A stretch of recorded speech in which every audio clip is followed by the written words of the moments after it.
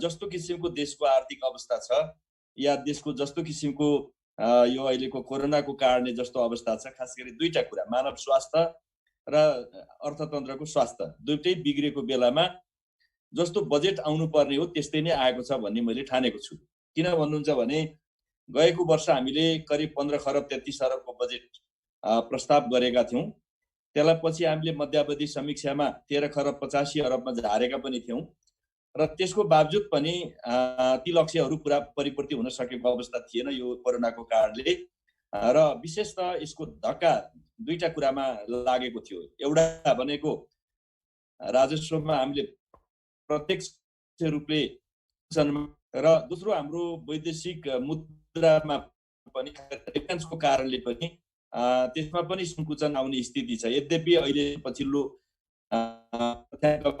पाउने 12 करोड नेपाल रुपियाँ चाहिँ अहिले पनि सञ्चय छ भनेर राष्ट्र बैंकले भनिरहेको अवस्था भए पनि तर अबका समयमा चाहिँ यो वैदेशिक मुद्रामा पनि गर्दाखेरि त्यसले दबाव सिर्जना हुने, एकातिर पर्यटन क्षेत्र चाहिँ अप्ठ्यारोमा परेको, अर्कोतर्फ वैदेशिक रोजगारीमा चाहिँ प्रतिकूल अवस्था परेको हुनाले हाम्रो रेमिट्यान्समा खास गरी वैदेशिक मुद्रामा चाहिँ दबाव पर्ने अवस्था पनि विद्यमान छ। त्यस हुनाले यो कुरालाई ख्याल गरेरै अहिलेको बजेट आउनु पर्दथ्यो, आएको छ र यसले केही खर्च कटौती गर्ने कुरा पनि गरेको छ। खास गरी चालु खर्च कटौती गर्छु भनेर भनेको छ र केही क्षेत्रहरूमा त्यसले तोकेको पनि छ। यसमा म खर्च कटौती गर्छु, गाडी किन्दिन या मर्मतमा या यस वर्ष खाली भएको कर्मचारी भर्ती गर्दिन, अनावश्यक कार्यालयहरूलाई खारेज गर्छु या त्यसलाई हटाउँछु, अनावश्यक विदेश भ्रमण हुने छैन, देशमा पनि त्यस्ता कामहरूलाई नियन्त्रण निषेधित गरिनेछ।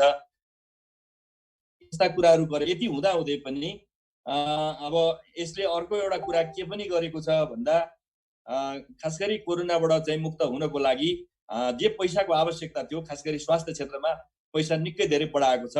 एकै वर्षमा चाहिँ 22 अरबको चाहिँ वृद्धि गरेको छ, 68 अरबबाट चाहिँ 90 अरब पुर्याएको छ। त्यस हुनाले देशव्यापी रूपमा संक्रमण रोग अस्पताल निर्माण गर्ने, बाहिर हरेक प्रदेशमा 50 बेडको अस्पताल बनाउने, नगरपालिका र गाउँपालिकाहरूमा 5 देखि 15 बेडको अस्पताल बनाउने जस्ता कुराहरू गरेको छ। त्यो सकारात्मक छ। तर अब त्यसपछि कृषिमा पनि किसानहरूलाई चाहिँ म चाहिँ आधार मूल्य तोकेर उत्पादन सुरु गर्नुभन्दा अगाडि नै म चाहिँ यो यति प्राइस दिन्छु भनेर घोषणा गर्दाखेरिमा किसानहरूलाई उत्पादनतर्फ चाहिँ संलग्न हुनको लागि त्यसले एउटा उत्प्रेरणा दिएको छ। त्यो पनि सकारात्मक छ। या उखु किसानहरूलाई सहुलियत दिनको लागि उनीहरूलाई केही सहुलियतको लागि पनि पैसा एलोकेट गरेको छ, झन्डै 1 अरब रुपियाँ त्यसमा छुट्याइएको छ। यस्ता केही कुराहरू चाहिँ या अरू चाहिँ कोल्ड स्टोरदेखि लिएर अरू विभिन्न किसिमका खाद्यान्नको स्टोरेज गर्ने व्यवस्था गर्नको लागि पनि, खाद्य भण्डार निर्माण गर्नको लागि पनि पैसा एलोकेट गर्ने, त्यसको लागि स्थानीय तहसँग चाहिँ पार्टनरसिपमा काम गर्ने भन्ने कुरा सरकारले गरेको छ साझेदारीमा। त्यो पनि सकारात्मक छन्। र रोजगारीको क्षेत्रमा करिब करिब विभिन्न शीर्षकमा 5-6वटा शीर्षकमा चाहिँ झन्डै 18-20 अरब रुपियाँ प्रत्यक्ष रूपले नेपाल सरकारको पैसा राख्ने र अनौपचारिक अरू शीर्षकमा पनि गरेर करिब करिब 35-40 अरब रुपियाँको खोप चाहिँ एलोकेसन गर्छु भनेको छ। त्यो पनि एक हिसाबले सकारात्मक भए चाहिँ देख्छु म। तर यति भएर पनि मैले यसमा केही चुनौतीहरू चाहिँ 2-3टा क्षेत्रमा गम्भीर चुनौती मैले देखिरहेको छु अहिले पनि।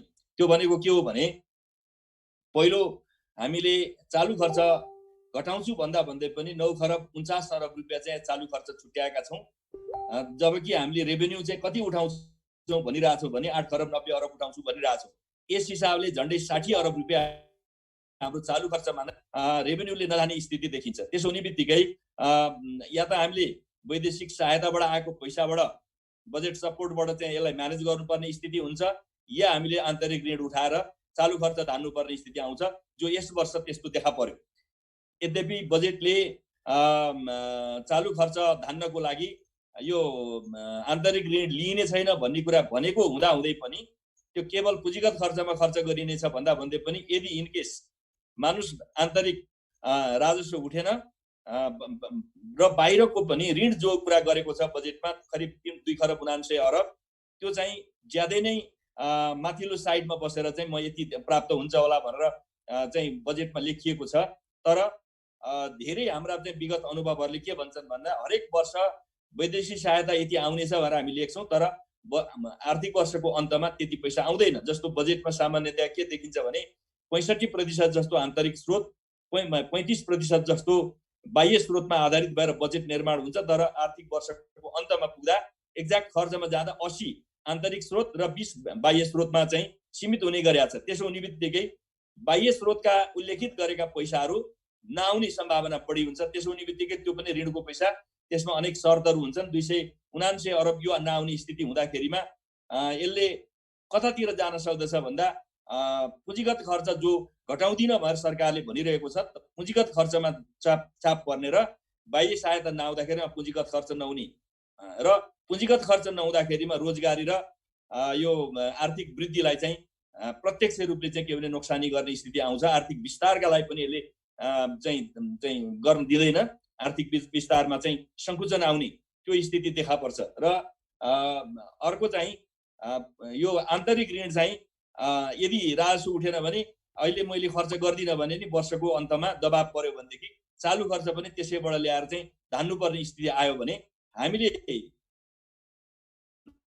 लक्ष्य गरेको यो 7% को वृद्धि दरलाई चाहिँ धेरै नै चुनौती छ। किन भन्दा सामान्य अवस्थाको हो यो चाहिँ 7% को वृद्धि दर। गत वर्षहरूमा हामीले 7% को हाराहारीमा 2 वर्ष हामीले वृद्धि गर्यौँ, 3 वर्ष करिब। तर यो त सामान्य अर्थव्यवस्था भएको बेलामा हो। अब यस्तो सङ्कटको बेलामा हामीले 7% को हाराहारीमा जाँदा हामी एकातिर बजेटको साइज साँगुरो बनाउने, स्रोतहरू साँगुर्याउने, राजस्व कम उठ्ने यस्तो परिस्थितिको बीचमा चाहिँ यो लक्ष्य पुरा हुन चाहिँ धेरै गाह्रो छ। त्यसनाले पनि डे 1 देखि नै यसको कार्यान्वयनमा बढी नै चाहिँ सक्रिय भएर लाग्नुपर्ने स्थिति छ। जस्तो अरू कतिपय योजनाहरूको बारेमा पनि जस्तो रोजगारी सृजना गर्छु भनेर 5-7 वटा विन्डोबाट खर्च गर्छु भनिरहेको छ। यसमा डुप्लिकेसन हुने, एउटा शीर्षकमा पैसा नभएर अनेक शीर्षकमा भएकोले यो इम्प्लिमेन्टेसन गर्दाखेरि ऊ मन्त्रालयले गर्लागी ऊ मन्त्रालयले गर्लागी भएर त्यसमा निगरानी नहुने स्थिति भयो भनेदेखि यसले जति यो यसको उपलब्धि हुनुपर्ने हो, जति मान्छेले चाहिँ पारिश्रमिक के अरे तालिम लिएर चाहिँ रोजगारीमा जान सक्ने अवस्था यसले परिकल्पना गरेका छ, त्यसतर्फ ह्याम्पर हुन सक्छ। त्यस हुनाले पनि यसलाई अब बजेट पछि सरकारले खास गरी अर्थ मन्त्रालय सहितका सम्बन्धित मन्त्रालयहरूको बीचमा एउटा कोअर्डिनेसन एउटा चाहिँ बनाउने टिम बनाएर सुरुदेखि नै यसको चाहिँ कार्यान्वयनको चाहिँ के भने अनुगमन गर्ने काम चाहिँ सुरु गर्नु पर्दछ। त्यसो हुन सक्यो भने बजेटले चाहिँ राखेको लक्ष्यलाई पुरा गर्नको लागि मद्दत गर्छ। यस हिसाबले जान सकिन्छ होला भन्ने मलाई लाग्दछ। अब बजेटले अहिलेको बेलामा एउटा कुरा सत्य कुरा के हो भने यसले जे अरू कुराको आकलन गरेको छ, अरू सामान्यतया ठिकै हिसाबले हिसाब गरेको छ, ज्यादै महत्त्वाकांक्षी छैन, हुन सक्ने सम्भावित कुरालाई गरेको छ। तर यति भएर पनि दुईटा कुरामा मैले भने जस्तो बाह्य ऋण, आर्थिक वृद्धि र यो आन्तरिक ऋण उठाएर म चाहिँ खर्च गर्दिनँ, चाहिँ चालु खर्चमा गर्दिनँ भन्ने कुरा चाहिँ कार्यान्वयनमा चाहिँ जानको लागि चाहिँ धेरै नै ठुलो दबाब चाहिँ सरकारलाई पर्ने म देख्दछु। र अरू क्षेत्रमा पनि कार्यान्वयनका चुनौतीहरू हाम्रो विगतदेखि रहँदै आएका छन्। चालु खर्च चाहिँ बढ्ने, पुँजीगत खर्च चाहिँ भने जस्तो कहिले पनि नहुने, यो विगतदेखिकै समस्या हो। र यो वर्ष पनि अब हामीले रोजगारीको लागि प्रयास गर्छु भन्दा भन्दै पनि जस्तो यो अस्पतालकै कुरा पनि एउटा चुनौतीको कुरा के छ भने भवन चाहिँ अस्पताल होइन, बिल्डिङ त बनाउन सकौँला 1 वर्षमा, तर बिल्डिङ बनाएर पूर्वाधार त्यसभित्रको इक्विपमेन्ट हामीले जडान गर्न सकेनौँ, त्यतिले मात्रै अस्पताल हुँदैन। त्यहाँ डाक्टर बस्नु पर्यो, डाक्टर चाहिँ बसेन भनेदेखि अस्पताल हुँदैन। त्यस हुनाले यो चुनौतीको कुरा चाहिँ अहिले पनि धेरै जिल्लाहरूमा चाहिँ अस्पताल नभएर, अस्पतालमा मान्छे नबसेर जिल्ला स्तरका अस्पतालमा डाक्टर नभएका समस्याहरू छन्। त्योभन्दा मुनिका चौकी स्वास्थ्य केन्द्रहरूमा त डाक्टर बस्ने स्थिति नै छैन। त्यसो भए यसको कार्यान्वयन बढी नै के भनेदेखि सक्रिय हुनुपर्ने, बढी नै निर्मम हुनुपर्ने र खास गरी स्वास्थ्य मन्त्रालय यसमा बढी नै सचेत र निर्ममतापूर्वक यसलाई कार्यान्वयन गर्न लाग्नुपर्ने स्थिति देखिन्छ। त्यसमा बजेटले टार्गेट गरेको, बजेटले जान खोजेको बाटोमा हामी पुग्न सक्छौँ भन्ने म देख्दछु। मान्य पूर्व मन्त्री, एक दुईवटा कुरा चाहिँ मैले यहाँहरूलाई थोरै मैले भन्नुपर्ने छ। यो मैले एकजना यसभन्दा पूर्व वक्ताले खर्च कटौतीले सकारात्मक छ तर निजी क्षेत्रमा यसको प्रभाव नपरोस्, खर्च बढ्दाखेरिमा सरकारले तलब बढाउँदा प्राइभेट सेक्टरमा दबाब पर्ने हो, सरकारले आफै कटौती गर्दाखेरिमा निजी क्षेत्रलाई चाहिँ त्यसले त के दबाब पर्छ र, त्यस्तो लाग्दैन मलाई। के भन्न खोज्नु भयो मैले बुझिनँ। चाहिँ सरकार अब प्राइभेट क्षेत्रले चाहिँ खर्च कटौती गर्यो भनेदेखि सरकारले त्यस्तो भन्ने कुरा म देख्दिनँ। मजदुरहरूले खालि मजदुरले के मात्रै भन्छ भने बढाऊ घटाऊ नघटाऊ भन्ने हो। अब सरकारको हकमा सरकारले घटाउने कुरा गर्यो, तर प्राइभेट सेक्टरमा चाहिँ घटाउने कुरा गर्दा त्यहाँ चाहिँ बढाउने दबाब त नआउनु पर्ने हो भन्ने लाग्छ मलाई। त्यस हुनाले त्यति धेरै त्यसमा समस्या हुन्छ जस्तो मलाई लाग्दैन। अब जहाँसम्म यहाँहरूले भन्नुभएको यसपालिको डिमान्डलाई चाहिँ कसरी चाहिँ बढाउने, डिमान्ड सप्रेस छ यसपालि। किनभने अहिलेको कुरा पनि हेर्नुहुन्छ भने हिजो म एउटा समाचार पढ्दै थिएँ, ठिमीमा चाहिँ किसानले उत्पादन गरेको चाहिँ बन्दा चाहिँ 2 रुपियाँ केजीमा चाहिँ बिक्री भइरहेछ। यता बजारमा 40 रुपियाँ छ। चाहिँ होटलहरू सारा बन्द छन्, जहाँ जसले धेरै चाहिँ खपत गर्थे। होटल रेस्टुरेन्टहरूले, बिहेबारी बन्द छ। चाहिँ सबै चाडपर्व के अरे हाम्रा चाहिँ परम्परा संस्कृतिहरूलाई धान्नलाई पनि हामीले गर्न पाइरहेका छौँ भने जहाँबाट अत्यधिक ठुलो डिमान्ड हुन्थ्यो प्रेस भएको हुनाले त्यसको प्रयोग भइरहेको छैन। दुधमा अहिले चाहिँ साबिकको चाहिँ नियमित हाम्रो चाहिँ डिमान्डको 30% मात्रै दुधको प्रयोग भइरहेछ। 70% चाहिँ के भने दुधको प्रयोग हुन सकिरहेको छैन। त्यस हुनाले डिमान्डलाई कसरी माथि पुर्याउने र इकोनोमिक एक्टिभिटिजलाई चाहिँ पुश गरेर माथि लाने कुरा गरियो भनेदेखि यसले रोजगारी र चाहिँ इकोनोमीलाई एउटा सन्तुलित ठाउँमा ल्याउनलाई मद्दत गर्छ भन्ने जो व्यवसायी साथीहरूको भनाइ छ त्यो सकारात्मक कुरा छ, सही कुरा पनि हो। त्यसतर्फ चाहिँ सरकारले डिमान्ड पुश गर्नको लागि केही प्रयासहरू गर्नु जरुरी छ। जस्तो मानुस स्थानीय भन्न त केही कुरा गरेको छ यसमा। स्थानीय हाम्रा होटल रेस्टुरेन्टहरूमा चाहिँ नेपाल सरकारको तर्फबाट या प्राइभेट क्षेत्रका चाहिँ व्यवसायीहरूले आफ्ना कर्मचारीहरूलाई त्यसतर्फ चाहिँ के भने आन्तरिक भ्रमणमा गएको अवस्थामा सर्टेन सहुलियत दिने कुरा गर्दाखेरिमा त्यसले एउटा फोर्स एउटा चाहिँ डिमान्ड हामी चाहिँ क्रिएट गरिदिन सक्छौँ र होटलहरूलाई चाहिँ के भने कमसेकम पनि न्यूनतम रूपमा चाहिँ उनीहरूले तलब बेहोर्न सक्ने या केही सर्टेन कुरा गर्न सक्ने स्थिति त्यसले सिर्जना गर्यो भने यिनीहरू एउटा सहज स्थितिमा आउन सक्छन्। त्यसनाले सरकारले नै यसको प्रयास गर्नुपर्छ एउटा अभिभावकको हिसाबले। दोस्रो, सरकारले जस्तो 5% चाहिँ साना र मझौला व्यवसायीहरूलाई चाहिँ 5% ब्याज दरमा ऋण दिने र रेस्टुरेन्टहरूका तलब खुवाउनलाई शुद्ध पनि ऋण दिन्छु भनेको छ।